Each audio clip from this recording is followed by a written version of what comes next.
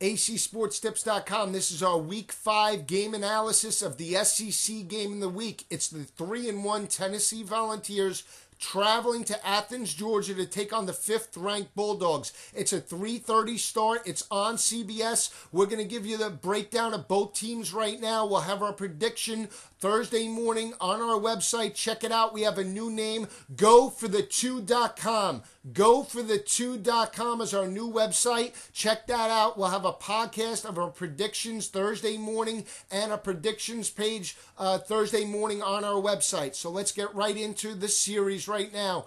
Georgia and Tennessee, it's been owned by the Bulldogs over the last 12 years. The Bulldogs have been 8-4 against Tennessee. They're sitting at number 5 in the nation, and Mark Richt has got to be very happy both offensively and defensively for his team. They're led by junior quarterback Aaron Murray. He hasn't disappointed. He's progressed week to week, and he's a main reason why the Bulldogs are averaging 47 points per game. That's 9th in the country. They have a very explosive offense. They're balanced now. They're 28th in the country in passing, 18th in the country in rushing, and that's going to be a tough task for Tennessee heading into this game. Let's talk about Aaron Murray. He's unbelievable when you think about how he's progressed from week to week. He did take over as a true freshman. He's a junior now. He started the season out a little bit shaky. He's progressed, though. In week 2, he only hit on 62.9% of his passes. He followed that up in week 3 with hitting on 73% of his passes. Last week against Vanderbilt, he was amazing. He hit 75% of his passes. He's thrown for 10 touchdowns and only 2 interceptions, and that's a big task to contain Aaron Murray at this point for the Volunteers defense. He has shown leadership, he's shown poise, and he has a running game led by Keith Marshall and Todd Gurley. They picked up 222 yards last week against Vanderbilt, and now Georgia has the ability to run and pass, and that's going to be a tough task for any defense in the SEC as Georgia progresses in their schedule. So they are a balanced attack. They are hitting on all cylinders in this game. Tavares King, their wideout, is averaging 19.3 yards per catch. He's had 3 touchdowns. This gives Aaron Murray a ton of targets, and they're going to be very difficult to upset as the weeks progress and as Aaron Murray builds confidence. They're sitting at 4-0. This is their second SEC game. They're 1-0 with the victory last week at home over Vanderbilt, over a gritty Vanderbilt team. John Jenkins and that defense led by Jarvis Jones shut down Jordan Rodgers in that offense, and they picked up a dominant victory. So Georgia is hitting on all cylinders on both sides of the ball heading into this game against Tennessee. Defensively for the Bulldogs, Will Bakari Rambo and Alec Ogletree play in this game. They've been suspended. Their linebacker and senior safety, will they play? They haven't played to date, but the Bulldogs defense hasn't missed them one bit. They're 30th in the nation in terms of scoring defense. It's very tough to score points on them without these two. If they come back, how will the defensive chemistry fare with getting those two back in the mix? Mark Richt has been mum on it, but the Georgia Bulldogs have South Carolina the following week. Defensively, you would think that Todd Grantham wants to get both Ogletree and Rambo back into the mix before the South Carolina game, so we have to keep an eye out.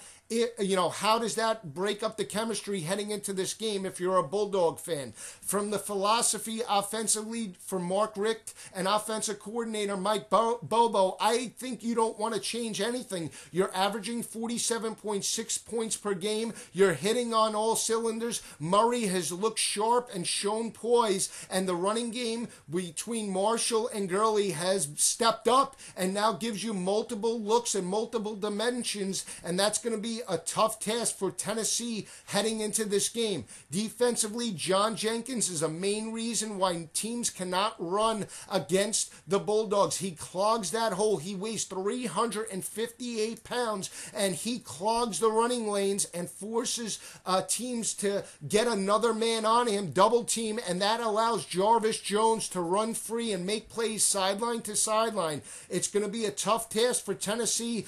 They need a balanced running game against this defense. Look for defensive blitzes out of Grantham. He does have a senior secondary, and they've played phenomenal to date. They're going to be tested a little bit. This is the best quarterback they faced in Tyler Bray, so look for Grantham to mix his looks and look for Jarvis Jones to be used in multiple sets and blitz packages against Tyler Bray. So I think you'll see Grantham work Jones in defensive run blitzes and moving him on the edge against Tyler Bray and company.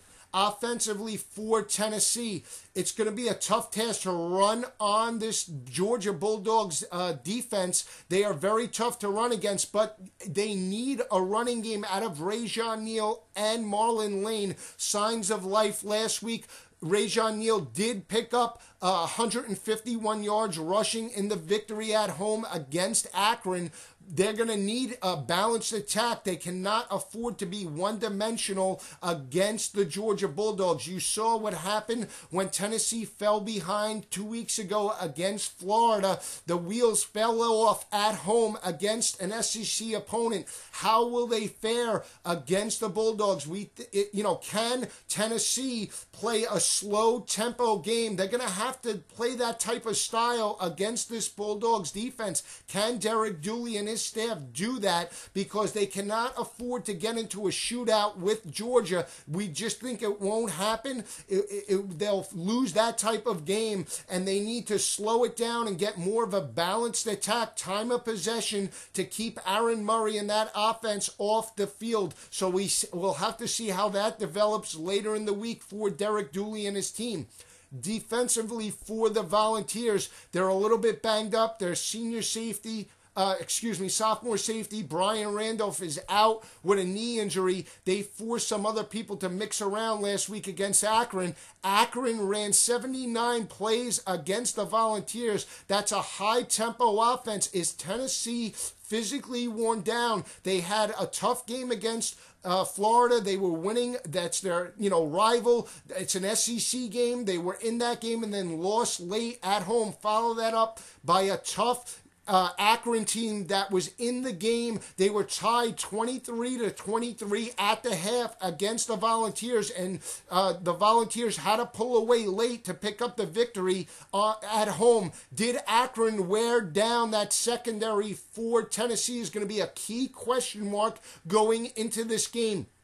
Defensively, for the Volunteers, I think you have to take some chances and some shots against Aaron Murray. You can't just sit back, play zone, and expect to win that type of game. I think you have to blitz. You have to take some chances in forcing the run because Georgia's so balanced. It's going to be a tough task, especially with the shakeup in the secondary. You're asking a lot out of this Volunteer defense. Can they do it?